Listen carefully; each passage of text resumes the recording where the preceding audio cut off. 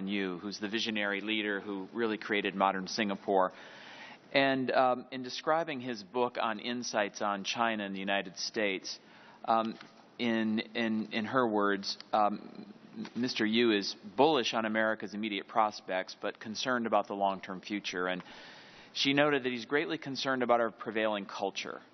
And to quote him, a major problem is the day-to-day images of violence we expose people to through television. And Madam Secretary, I've worked on mental health issues, and I'm curious as to what your thoughts are on the linkage between violence in our culture on TV and the movies and video games and mental health for kids and young adults, particularly troubled young adults.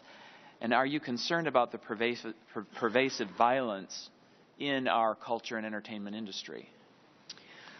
Well, Mr. Chairman, I am concerned certainly about the pervasive culture of violence, both throughout media,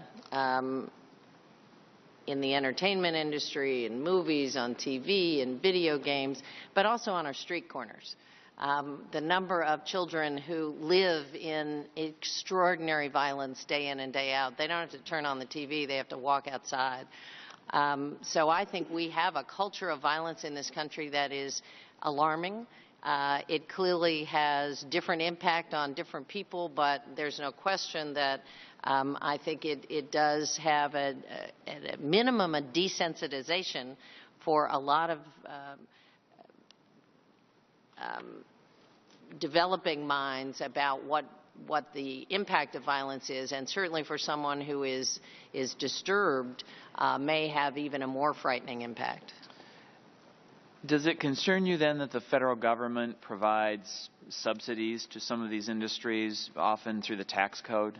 And should the federal government be in the business of subsidizing something such as this that may contribute to the breakdown of mental health in this country, or contribute to this culture that people find outside, as you will, and the desensitization that occurs on the street as well as in the minds of those who are troubled?